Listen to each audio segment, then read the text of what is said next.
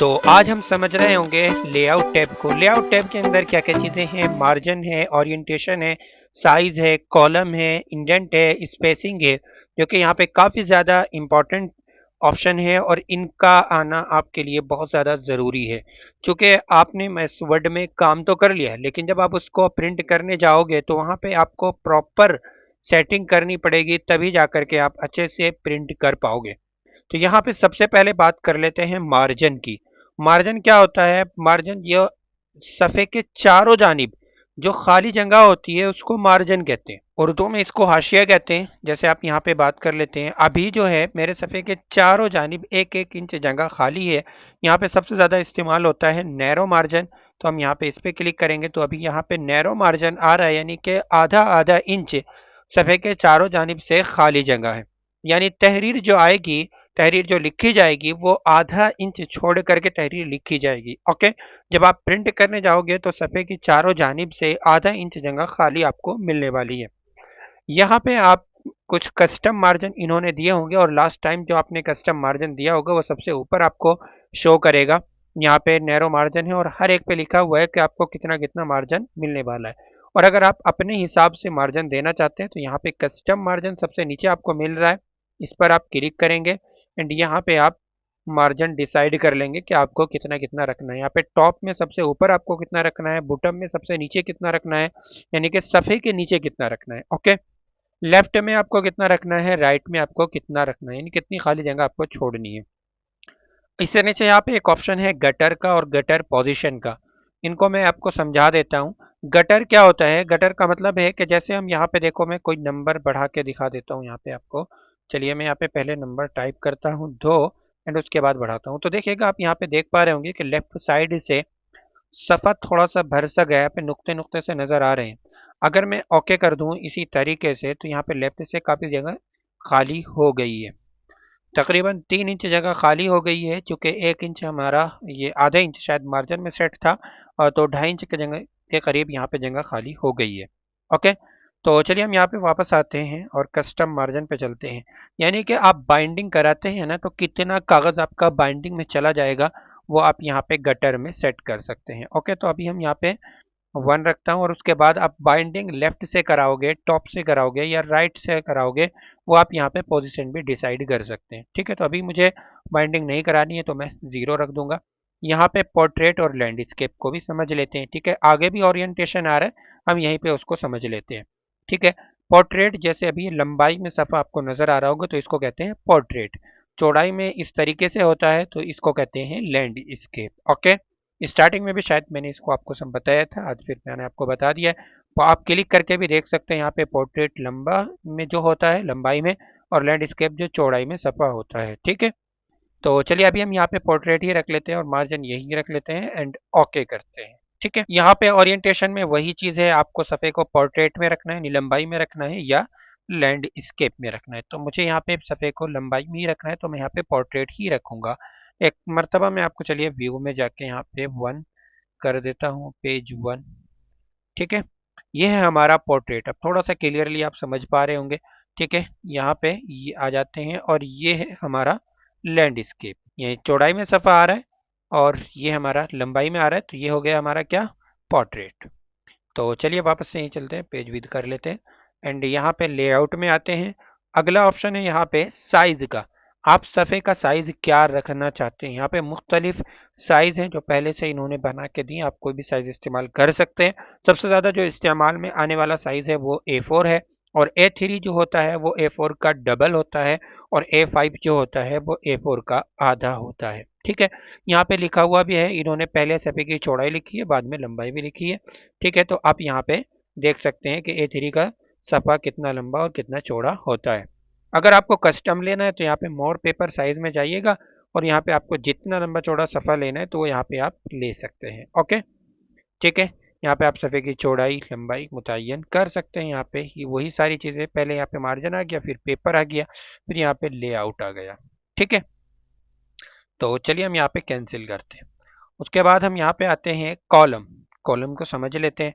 यहाँ पे आपने ये सफ़ा लिया, अब इसको आपको कितनी कॉलम में, 2 कॉलम लेनी है या ये पैराग्राफ ही आ रहा है। ठीक है, तो मैं थोड़ा सा कंट्रोल Z करता हूँ और एक दो पैराग्राफ ले लेता हूँ, यहाँ तक ले लेते हैं। ठीक है, आपको कितनी कॉलम चाहिए यहाँ पे सफ़े में? 3 4 5, ठीक है, 3 लेनी है मुझे इस तरीके से। तो यहाँ पे 3 कॉलम आ गई है। ठीक है, आपको सिर्फ लेफ्ट में कॉलम चाहिए एक, इस तरीके से भी बहुत सारी किताबें प्रिंट होती हैं। और ये आपको राइट में चाहिए इस तरीके से, तो इस तरीके से भी ले सकते हैं। एंड यहाँ पे आप अपने अकॉर्डिंग भी ले सकते हैं, मोर कॉलम में 1 2 3। एंड यहाँ पे आप नंबर भी डाल सकते हैं, कस्टम नंबर डाल सकते हैं, 5 डालेंगे। और कॉलम के दरमियान आपको कितना फासला लेना है वो आप यहाँ से डिसाइड कर सकते हैं। ठीक है, वैसे जो माइक्रोसॉफ्ट वर्ड ने दिया हुआ है वो ठीक ही है, तो यहाँ पे आपको छेड़खानी करने की ज़रूरत नहीं है। ठीक है, यहाँ पे राइट टू लेफ्ट कर सकते हैं। ठीक है, चलिए ओके करेंगे तो अभी यहाँ पे देख सकते हैं आप कि 5 कॉलम्स आ चुकी हैं। ठीक है, तो चलिए हम यहाँ पे कंट्रोल जेड करते हैं। आमतौर से हमें इसकी ज़रूरत पेश नहीं आती है, अगर हमें करना भी होता है तो हम इसके लिए जो है टेबल्स वगैरह का इस्तेमाल कर लेते हैं। यहाँ पे ये थोड़ा सा अगर आपको यहाँ पे जूम करना है तो कर लीजिएगा। उसके बाद अगला ऑप्शन है यहाँ पे ब्रेक का, तो वही है सेम, जैसे यहाँ पे क्लिक करूँगा तो पेज ब्रेक हो जाएगा। ठीक है, ये देखिएगा। ठीक है, तो ये हमने पहले भी समझ लिया है। अब उसके बाद हम यहाँ पे आएंगे, कॉलम भी ब्रेक कर सकते हैं आप, यहाँ पे अगले पेज पे जा सकते हैं। ठीक है, और इवन ऑड पेज आप इस तरीके से यहाँ पे रख सकते हैं। ठीक है, लाइन नंबर क्या होता है, यानी कि आपको हर लाइन पे नंबर चाहिए कि पहली लाइन है, दूसरी लाइन है। जैसे मैं यहाँ पे कंटिन्यूअस पे क्लिक करूंगा तो हर लाइन पे नंबर आ जाएगा। ठीक है, देखिएगा कितनी लाइनें हमने अब तक लिखी है वो सब यहाँ पे आ जाएंगी। ठीक है, अब उसके बाद हम अगला ऑप्शन देखते हैं यहाँ पे लाइन नंबर का ही। अगर आपको रीस्टार्ट ईच पेज, यानी हर सफ़े पे लाइन नंबर जो है वो 1 से स्टार्ट होना चाहिए, तो यहाँ पे हम क्लिक करेंगे और ये देख लेंगे 32 इस सफ़े पर है और जो है वो अगले सफ़े पर होंगी। ठीक है, यहाँ पे देख सकते हैं आप। ठीक है, लाइन नंबर में ईच सेक्शन, तो यहाँ पे क्लिक करके देख लेते हैं क्या होता है। तो ईच सेक्शन, ये अभी एक सेक्शन ही शुमार कर रहा है। सेक्शन किस तरीके से अलग करना, जब हम किताबों की कंपोजिंग वगैरह सीख रहे होंगे तब हम उस चीज़ों को समझेंगे। ठीक है, उसके बाद मान लो यहाँ पे सबसे पहले ये पैराग्राफ है, इस पे मुझे नंबर नहीं चाहिए, तो इसको मैं सिलेक्ट करूंगा, लाइन नंबर पे आऊंगा, सप्रेस फॉर करंट पैराग्राफ इस पे क्लिक करूंगा तो यहाँ पे ये नंबर यहाँ से काउंट नहीं करेगा। ये आपने पहले पे किया है। अगर मैं यहाँ पे देखिएगा ये तीसरे वाला पैराग्राफ है, इस पे भी मैं यही काम करता हूँ, तो देखना अभी यहाँ पे क्या आ रहा है 6 7 8 9, फिर यहाँ पे नीचे से काउंट करेगा, इस पैराग्राफ की लाइन काउंट नहीं करेगा। ठीक है, ये देखिएगा इस पैराग्राफ की लाइन यहाँ पे काउंट नहीं कर रहा है। ठीक है, उसके बाद आगे के ऑप्शन को समझते हैं। लाइन नंबर आ गया यहाँ पे, लाइन नंबर ऑप्शन, यानी आप न्यू पेज से लेना चाहते हैं, सेक्शन, डायरेक्शन। ठीक है, जैसे आप पे अभी लेफ्ट टू राइट कर रहे हो, उसके बाद राइट टू लेफ्ट करोगे तो तब ये जो है सेक्शन को समझेगा। ठीक है, चलिए अब उसके बाद हम यहाँ पे कैंसिल करते हैं और हाइपनेशन को समझ लेते हैं। तो चलिए मैं पहले कंट्रोल ए करके यहाँ पे लाइन नंबर ख़त्म कर देता हूँ एंड उसके बाद हम समझते हैं यहाँ पे हाइपनेशन का क्या फंडा है। तो हाइपनेशन पे क्लिक करेंगे, हम यहाँ पे ऑटोमेटिक रख लेते हैं।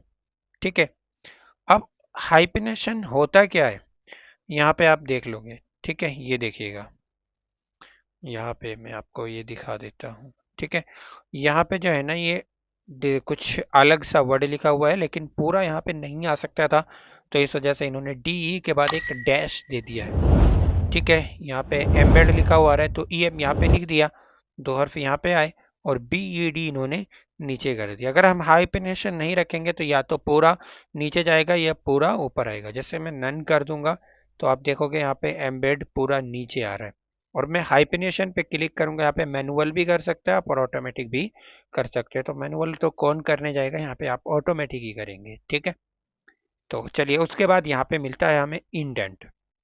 इंडेंट भी एक तरीके का हाशिए का काम करता है। मान लो आपने पूरे सफ़े की तो सेटिंग इसी तरीके से रखनी है, लेकिन सपोज कीजिएगा यहाँ पे ये जो पहला पैराग्राफ है इसका थोड़ा सा आपको ये इंडेंट हाशिया बढ़ाना है, लेफ्ट से राइट में करना है, राइट से लेफ्ट में करना है। ठीक है, यहाँ पे आपको जगह खाली करनी है, तो यहाँ पे इंडेंट में जाएंगे, यहाँ पे मैं नंबर दे देता हूँ, चलिए थोड़ा सा ज़्यादा नंबर दे देता हूँ, मैं 3 नंबर दे देता हूँ। तो यहाँ पे देखिएगा ये इधर चला गया। ठीक है, यहाँ पे मैं करता हूँ वापस से 0। ठीक है, और उसके बाद यहाँ पे राइट पे क्लिक करते हैं और यहाँ पे मैं 2 नंबर डालता हूँ। तो देखिएगा यहाँ पे राइट से इंडेंट कम हो गया है, ठीक है।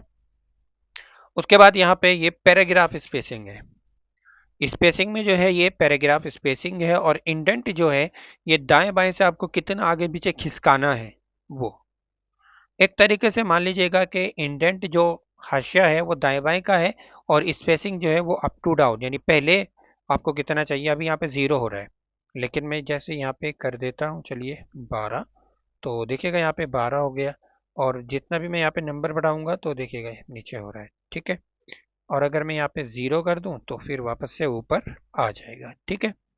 यहाँ पे आफ्टर में अभी 8 हो रहा है, आफ्टर में आप यहाँ पे 0 कर लें तो देखिएगा क्या होगा। यहाँ पे ये देख सकते हैं आप, ठीक है। यहाँ पे बिल्कुल लग ही नहीं रहा कि ये अलग पैराग्राफ है, हालांकि यहाँ पे अलग पैराग्राफ है, ठीक है। चलिए, अ, उसके बाद आगे के ऑप्शन जो है यहाँ पे पोजीशन, रैप टेक्स्ट, इनको मैंने आपको एक्सप्लोर किया था इंसर्ट टैब में। जब हमने पिक्चर वगैरह की सेटिंग को जाना था, वहाँ पे हमने इन तमाम चीज़ों को, फॉर्मेट टैब आया था एक नया ओपन होकर के, जैसे हम अगर कोई पिक्चर ले लें तो तभी आ जाएगा, चल भी टाइम नहीं है, आप लोग जानते हैं, देख सकते हैं प्लेलिस्ट में जा करके, ठीक है। तो हमारा फाइनली लेआउट टैब भी फिनिश हो चुका है।